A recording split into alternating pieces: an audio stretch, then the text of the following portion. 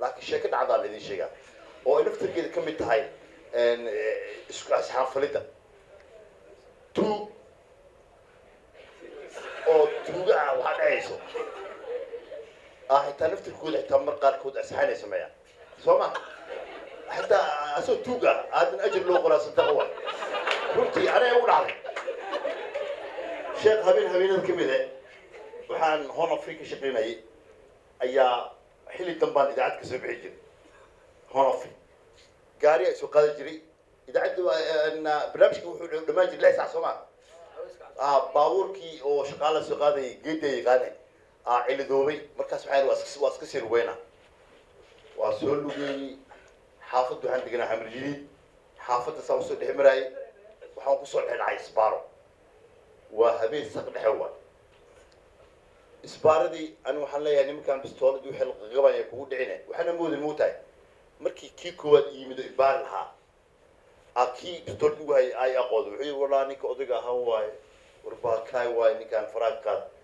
waay aqoonsiina waxaan ma wax shakal cusub badsha ma ka kii alig socdi way ma salaani ugu dhufteen taagi verminion raala way dheen ma aanay dheen adoo kale maarta isbaara aan ku dhigano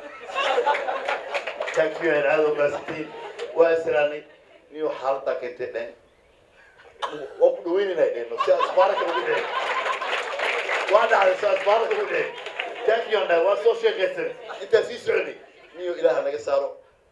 ممكن تبقى الباب يقولون كان تقولي كمان دان وادعسني لا أنا قصار دبعت لا أنا قلت لا أسبارك أنا كنت قال آمين لا أنا أخبر أبيك اللي عندك شيء وعاد أسبارك تعوق ما تقول نحلي كيف بتاعي بعد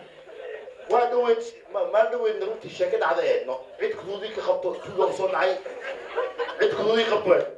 توجا وصنعي قضية ومحنوسية ما دو هم قادس بين أنا يا خذودي خبطة توجا ومحي هاتو تقبيو شوي وسي واقف بعد عيد كم قرعة عيد عيد كم ورقة خذودي قرعة وأنا سيفا يا جد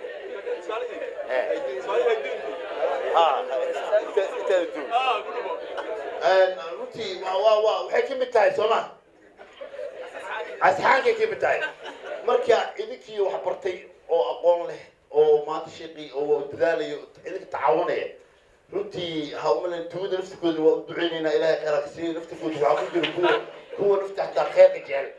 ma maleynaayo muutaa marka isbaarada xitaa naftiisa soo ilaahay soo haluniyo u duceynayna idinka ducada ilaahay hana aqbalo ilaahay hana dhowro شيخنا اتصال قرصي thank you very much aad uma sintiin barnaamijkeena qofkaliya siyaasiyo nabadgelyo dadaalka ilaahay wuxuujiyo saas waa sida la sheegay waay ciidbadaha badan aan hayn oo isku darno si masaar u noqoto insha Allah taala haddaan saan ku socono Soomaaliya idinka wax u gurmid doono wadamo kale ama wadamo kale u gurmid doono